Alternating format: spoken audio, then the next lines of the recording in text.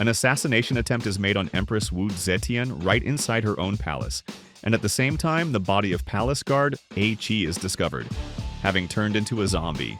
Before his death, A Qi had been in the city of Yuming dealing with rebels, and Detective狄仁杰 suspects that these three events may somehow be connected. Accompanied by two young fighters, Pei Xuanyi and Du Xiaohan, he sets out for Yuming to investigate.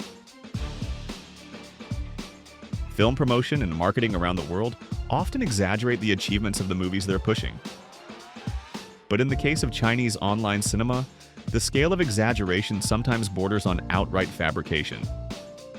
The creators of Detective D and the Ghosts of Weird Town, God knows which installment in the endless string of low-budget web movies about狄仁杰, went so far in their promotional claims that it makes you want to report them for false advertising.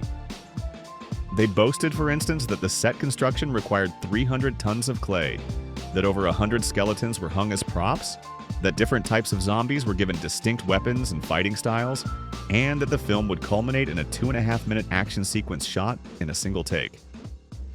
The problem isn't just that none of this appears on screen.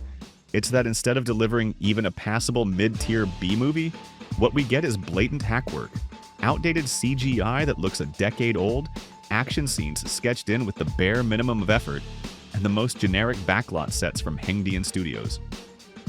On the other hand, the Detective D franchise has been particularly prone to this kind of treatment. Most of these films are produced by different companies and crews, with different actors stepping into the title role each time. In this case, the costume of狄仁杰falls to Hong Kong actor Jason Chu, once a star of the cult Young and Dangerous series and now something of a washed-up figure squandering his former credibility on low-grade trash.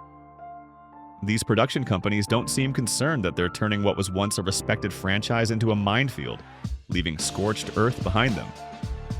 They crank out a couple of films, inflate them with marketing hype, then move on to other projects, while audiences are left wasting their time on movies that don't deserve it.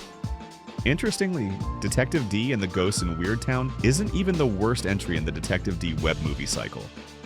At the very least, it doesn't feel like its creators had absolutely no idea what they were doing. There's some intrigue, a few plot twists, but they never really stood a chance. It's like hanging preschoolers' drawings in the Hermitage Museum and advertising them as a once-in-a-lifetime exhibition of artistic masterpieces.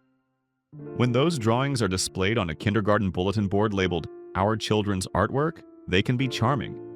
But when someone tries to pass them off as newly discovered Picassos, the standard of judgment changes accordingly.